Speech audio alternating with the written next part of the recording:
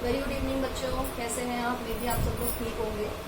तो कल हम पढ़ रहे थे क्लास में, चैप्टर पढ़ रहे थे 9th क्लास का फर्स्ट चैप्टर हमारे आसपास के पदार्थ, जिसमें हमने कल जो पढ़ा था कि पदार्थ क्या होता है। तो आप लोगों ने मे भी जो भी मैंने पढ़ा है आपको समझ में आया होगा। अगर नहीं समझ में आया तो प्लीज़ मुझे कमेंट करके बताइए, मैं उसका PDF अपलोड करवा दूँगी आपके लिए। ठीक है, तो अभी हम आगे का यहाँ से स्टार्ट करते हैं, उसके आगे का पदार्थ की अवस्थाएं।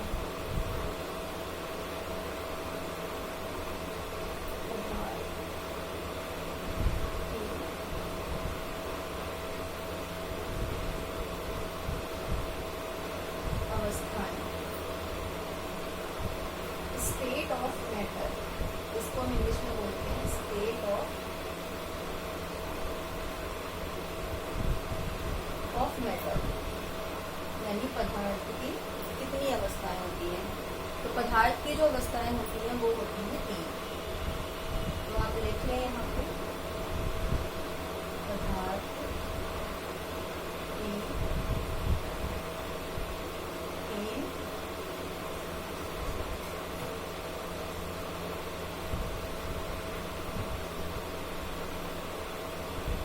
अवस्थाएं होती हैं। ठीक है, पदार्थ की कितनी अवस्थाएं होती है? पदार्थ की 3 अवस्थाएं होती है। कौन कौन सी? फर्स्ट नंबर पे आता है आपका ठोस, दूसरे नंबर पे द्रव, और तीसरे नंबर पे गैस। अगर शब्द छोटे लग रहे हैं तो आप बता दीजिए, अगर नहीं समझ में आ रहा है तो अगर थोड़ा बड़ा लिखना है तो मैं बड़ा भी लिख दूंगी। ठीक है, अगर आपको नहीं दिखाई दे रहा तो आप एक बार कमेंट करके बता सकते हैं। तो ठोस, द्रव और गैस। ठोस पदार्थ की 3 अवस्था। जैसे आप कोई भी चीज देखते हो अपने घर में, कोई भी चीज ठोस होती है, जैसे चीनी हो गई, ठीक है, लकड़ी का टुकड़ा हो गया, ठीक है, कोई भी वस्तु जो जिसको हम उठा करके कहीं भी रख सकते हैं। ये पेन हो गया, ये भी ठोस ही है, इसकी स्टेट चेंज नहीं होगी। द्रव कोई भी लिक्विड स्टेट, कोई भी द्रवित चीज, जैसे पानी हो गया, हम जो खाना बनाते हैं घर में, तेल हो गया, ठीक है, और कोल्ड ड्रिंक हो गई, ये सारी क्या है? द्रवित। और गैस तो आप जानते ही हैं, सारी गैसेस जैसे कि ऑक्सीजन हो गई, नाइट्रोजन हो गई, कार्बन डाइऑक्साइड हो गई, ये सारी क्या है? आपकी गैसेस हो गई। बट कोई भी चीज क्या ठोस अवस्था द्रव अवस्था में बदल सकती है और द्रव अवस्था गैस अवस्था में बदल सकती है। ठीक है, ये सारी चीजें हम पढ़ेंगे। भाई ठोस होता क्या है? क्या ठोस द्रव में बदल सकता है? ठीक है, क्या द्रव ठोस में गैस में बदल सकता है? तो ये सारी चीजें हम आगे पढ़ेंगे। ठीक है, तो अभी हम यहाँ पे आपका नेक्स्ट पॉइंट स्टार्ट करेंगे। फर्स्ट पॉइंट आप डाल लीजिए सभी लोग, ठोस अवस्था, सॉलिड स्टेट। ठीक है, तो पहला पॉइंट हम डालेंगे ठोस अवस्था।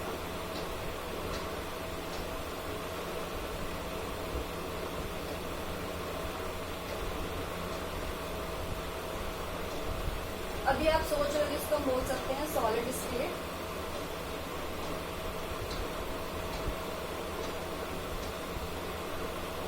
ठीक है, अभी आप सोच रहे होंगे कि हमने किसी भी चीज को डिफाइन कैसे किया कि ये सॉलिड स्टेट है, ये द्रव स्टेट है, और ये लिक्विड स्टेट है, वो गैसियस स्टेट है। ठीक है, तो ये जो हम स्टेट डिफाइन करते हैं, ये हम करते हैं कि इनके कणों की जो अवस्था होती है, ठीक है, उनकी विभिन्न विभिन्न जो विशेषताएं होती हैं, उसके आधार पर हम ये डिसाइड करते हैं ये ठोस स्टेट में आएगा, ये लिक्विड स्टेट में आएगा, ये द्रव अवस्था में आएगा, या गैसियस अवस्था में, गैस अवस्था में आएगा, कौन सी अवस्था में आएगा।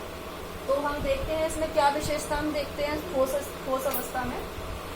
तो ठोस अवस्था में जैसे कि आपने देखा होगा, कोई भी आप सुई ले लीजिए, कील ले लीजिए, जब आप उसको देखते हो, ठीक है, तो उसका आकार कैसा होता है? निश्चित होता है। जैसे कि पेन मैंने ले लिया, ठीक है, अब इसको मैं मार्क करूंगी, तो इसकी जो साइज रहेगा, यानी जो आकार होगा, वो इतना ही होगा। और इसका जो आयतन, जो जगह ये घेरेगा, मैं किसी चीज पे इसको रख देती हूँ, ठीक है, जैसे मैंने इसको हाथ पे रख दिया, तो इतनी ही जगह घेर रहा है, मेरे पूरे हाथ की जगह तो नहीं घेर रहा है ना। ठीक है, तो सेम ऐसे ही है कि ठोस अवस्था में हम क्या देखते हैं कि इनका आयतन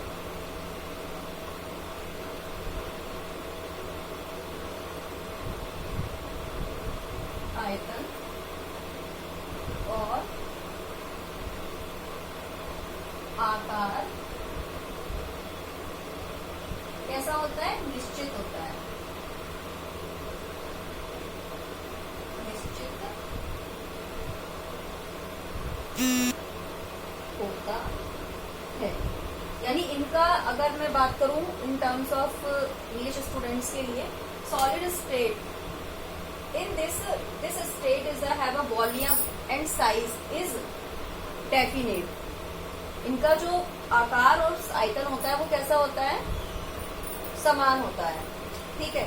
यानी ये पेन ले लीजिए आप, इसको मैं कितना भी कस के यहाँ पे मैंने दबा रखा है, मतलब अपने हाथ से बिल्कुल प्रेशराइज किया हुआ है, लेकिन ये टूट नहीं रहा, ठीक है। अगर मैं इसको तोड़ने की भी कोशिश करूंगी टूटेगा नहीं।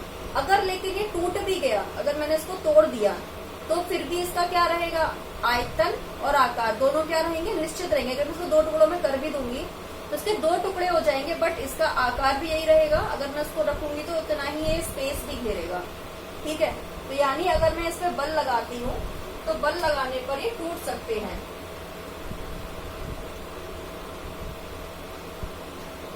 ठीक है।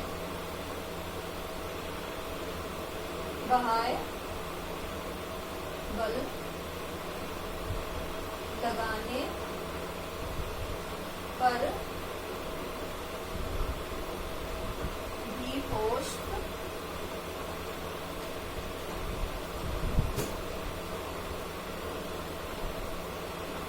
अपना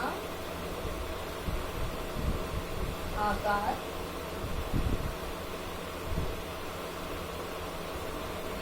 बनाए रखते हैं। आप इसको नोट डाउन कर लीजिए, स्क्रीनशॉट ले लीजिए, ठीक है। अगर नहीं लिख पाए तो ठीक है, तो आप ये लिख सकते हैं कि जब हम इसमें बल लगाते हैं, पहली चीज तो अगर मैंने इसमें प्रेशर लगाया दोनों हाथ से तो लेकिन ये नहीं टूटा, ठीक है, बिल्कुल नहीं टूटा, मतलब वही आकार और आयतन इसका निश्चित रहा, ठीक है। लेकिन जब हम इसमें जरूरत से ज्यादा बल लगाएंगे तो ये क्या होगा, टूट जाएगा, ठीक है। यानी बल लगाने पर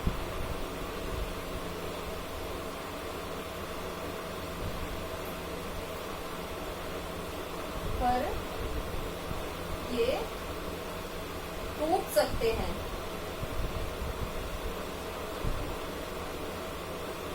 लेकिन इनका जो आकार होता है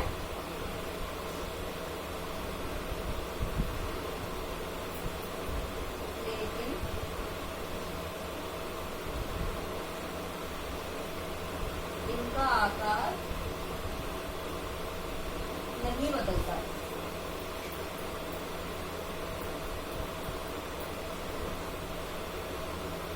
ठीक है।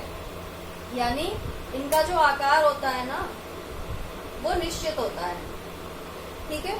इसीलिए इनको हम क्या कहते हैं, दृढ़ सॉलिड कहते हैं। सॉलिड को एक चीज और बोलते हैं,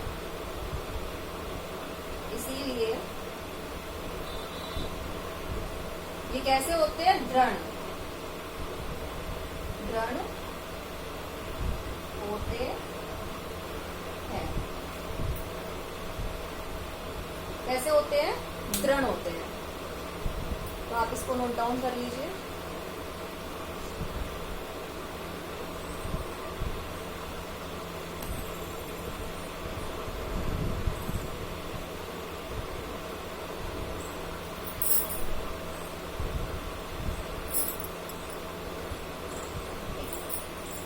ये नोट डाउन कर लिया।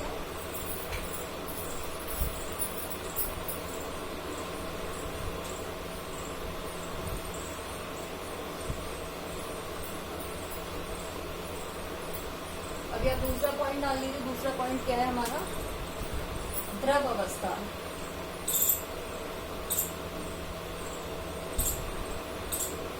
अब इसको हमने द्रव अवस्था क्यों चुना, कि ये द्रव अवस्था क्यों है,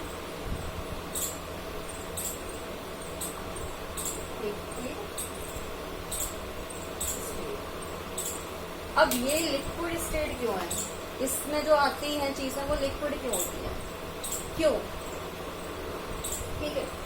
लिक्विड स्टेट में क्या होता है, लिक्विड स्टेट में जो चीजें होती हैं कि लिक्विड स्टेट में किसी भी पदार्थ का क्या होता है, आकार अनिश्चित नहीं होता है, यानी अनिश्चित होता है, लेकिन उसका जो वॉल्यूम होता है यानी जो उसका आयतन होता है वो होता है निश्चित। जैसे कि जल, खाना पकाने वाला तेल आप देख सकते हो, दूध हो गया, जूस हो गया, शीतल पेय पदार्थ हो गए, ये सारे किस में आते हैं, लिक्विड में आते हैं, जिनको हम पी सकते हैं।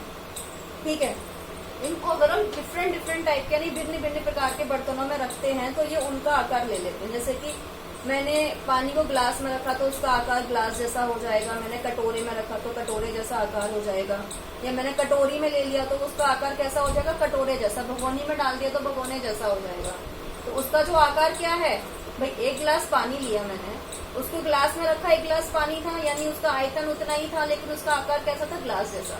मैंने वही पानी डाल दिया किसमें, दूसरे बर्तन में, तो उसका आकार उस बर्तन जैसा हो गया, लेकिन पानी कितना था, एक ही गिलास था, तो उसका आयतन कैसा है, बिल्कुल सेम है, लेकिन आकार उसका अकॉर्डिंग टू थिंग्स, मतलब जैसे जैसे हम वस्तुएं चेंज कर रहे हैं उसके हिसाब से उसका आयतन जो है वो चेंज हो रहा है। जैसे हम बोतल में डालते हैं पानी को तो उसका आकार कैसा हो जाता है, जैसी बोतल की बनावट होती है वैसा हो जाता है। ठीक है, तो अब हम कह सकते हैं कि द्रवों का जो आकार होता है, द्रवों का आकार निश्चित नहीं होता है, लेकिन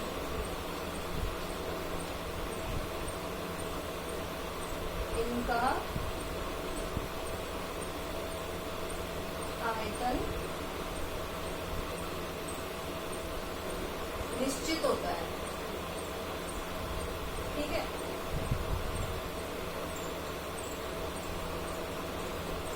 क्या होता है, इनका आयतन निश्चित होता है, लेकिन ये क्या होते हैं, ये ठोस नहीं होते, ठोस की तरह क्या नहीं होते हैं, दृढ़ नहीं होते, कठोर नहीं होते हैं। कैसे होते हैं, द्रव यानी तरल अवस्था में होते हैं।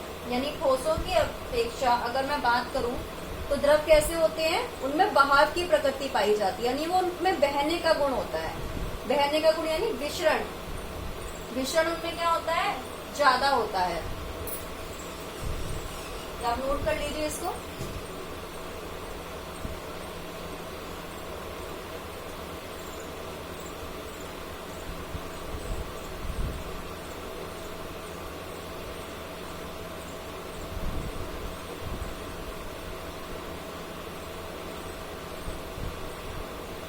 नोट कर लिया आपने, ठीक है। जैसे कि द्रव कैसे होते हैं, तरल होते हैं, द्रवों में बहाव पाया जाता है, द्रवों में बहाव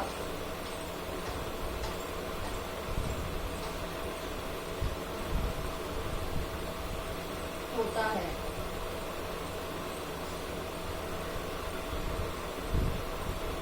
इसीलिए इनका आयतन आकार क्या होता है, इसीलिए इनका आकार बदलता है। ठीक है, क्या बदलता है, आकार बदलता है। ये ठोसों की तरह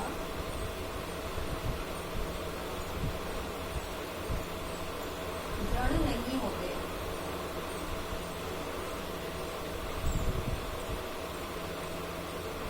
बल्कि क्या होते हैं, तरल होते हैं।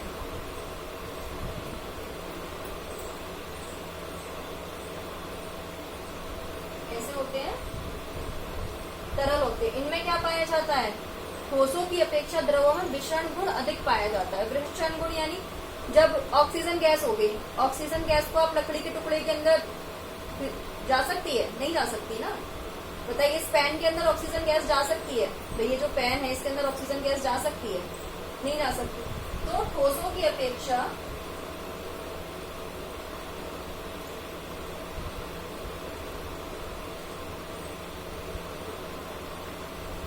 द्रवों में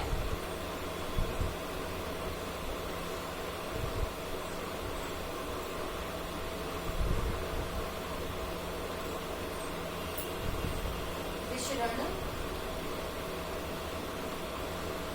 होता है।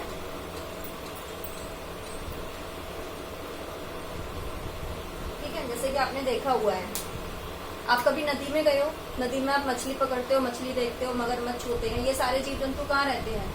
नदी के अंदर रहते हैं। कमल के फूल हो गए, बहुत सारी वनस्पति हैं जो हमारी कहाँ पे उगती हैं? नदी के अंदर। ठीक है, स्क्रीनशॉट ले लीजिए आप इसका। तो ये सारी चीजें कहाँ पाई जाती है? नदी के अंदर। ये लोग जिंदा कैसे रहते हैं भाई? हम ऊपर रहते हैं, नदी पानी में नहीं रहते, ऊपर रहते हैं, तो वायुमंडल की जो ऑक्सीजन गैस है वो ये जीव जंतु ऑक्सीजन नहीं लेते? बिल्कुल लेते हैं। ये ऑक्सीजन कहाँ से लेते हैं? ये ऑक्सीजन लेते हैं जल, जो पानी होता है उसके बीच के जो कण होते हैं, जब कण आपस में जुड़े हुए होते हैं तो उनके जो बीच में जो बंद एक कार्य करता है, उसके बीच में जो स्पेस होता है, उस स्पेस में कहाँ ऑक्सीजन गैस जो होती है वो वहां पर अपना स्पेस ले लेती है। ठीक है, तो द्रवों में क्या पाया जाता है? विषण का गुण पाया जाता है, यानी वो किसी चीज को अपने अंदर घोल सकते हैं, ताकि वहां के जो जीव जंतु हैं, जो वनस्पति हैं, वो वहां द्रवों में घुली हुई ऑक्सीजन का यूज करते हैं और कार्बन डाइऑक्साइड गैस बाहर निकालते हैं। ठीक है,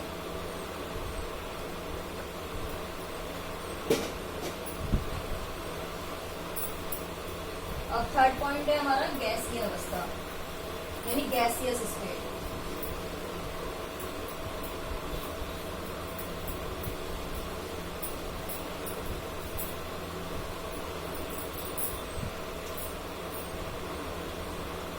थर्ड पॉइंट डालेंगे आप इसको, गैसीय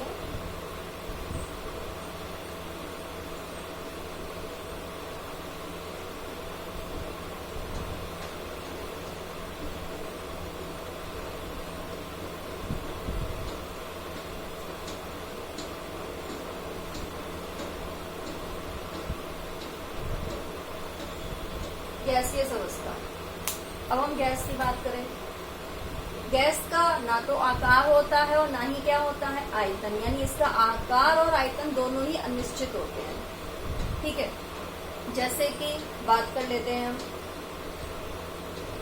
आपने कमरे के अंदर कोई भी अगरबत्ती को जलाया, ठीक है, या आपने कोई भी फ्रेग्रेंस जो है रूम स्प्रे आपने स्प्रे किया, ठीक है, तो वो आप स्प्रे यहाँ कर रहे हो लेकिन वो पूरे कमरे में हो जाती है, उसकी स्मेल, अगरबत्ती की पूरी स्मेल कमरे में हो जाती है। क्यों हो जाती है? क्यों? क्योंकि उसके जो कण है वो गैसेस स्टेट में, उसके अंदर लिक्विड भरा हुआ है, जब उसको हमने प्रेस किया, ठीक है, तो वो उसके जो कण है वो क्या हुए?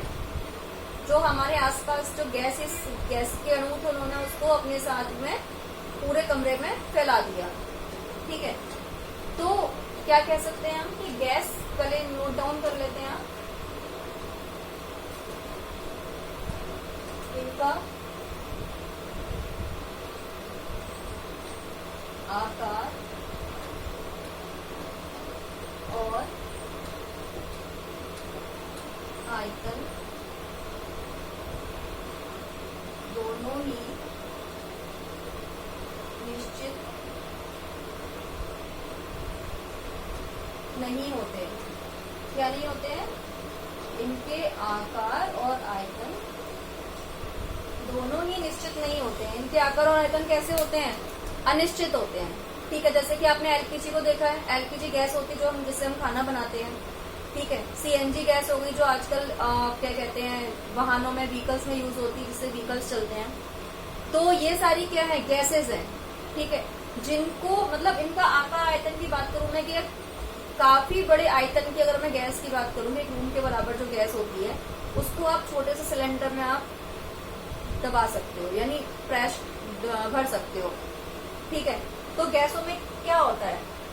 गैसों के अंदर संपीड़ितता पाई जाती है, यानी गैसों को, जैसे कि आप बलून ले लीजिए, जैसे कि आपने सिरिंज ली और उसके मुंह पे एक बलून लगा, सिरिंज को खींच करके उसके मुंह पे आप बलून लगा दीजिए और इस सिरिंज को आप बनिए, सिरिंज के अंदर जो गैस भरी हुई थी वो पूरी गैस कहाँ आ जाएगी? उस बलून के अंदर आ जाएगी। ठीक है, तो गैस में क्या होती है? गैस में संपीड़ितता पाई जाती है। गैसों में संपीड़ितता का गुण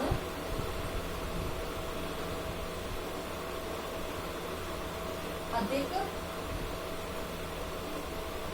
होता है, यानी इसके कणों के बीच में, अणुओं के बीच में हम काफी सारा प्रेशर लगा करके इसको एक छोटी सी बलून्स में या छोटे सिलेंडर में हम भर सकते हैं। जैसे कि एलपीजी गैस हो गई। एलपीजी जो है काफी आइटम होता है जो गैस सिलेंडर हमारे यहाँ आता है, लिक्विड पेट्रोलियम गैस एलपीजी को बोलते हैं। अगर किसी को नहीं पता है तो लिक्विड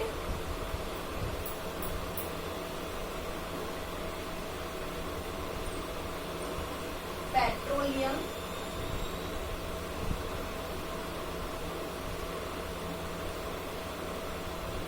गैस, ठीक है।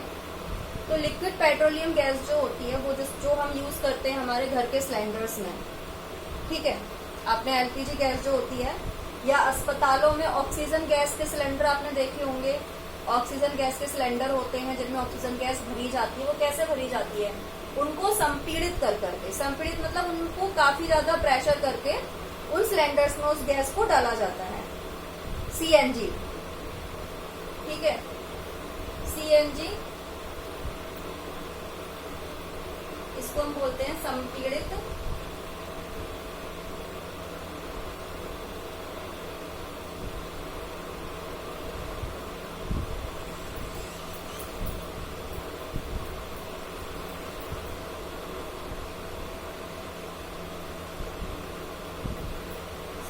प्राकृतिक गैस।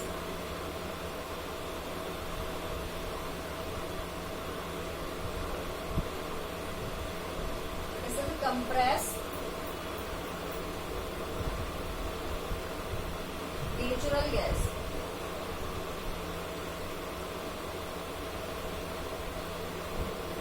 यानी कंप्रेस्डाइज्ड नेचुरल गैस। दिख रहा है आपको? नहीं दिख रहा है, मैं थोड़ा ऊपर लिख देती हूँ, उसको निकाल करके।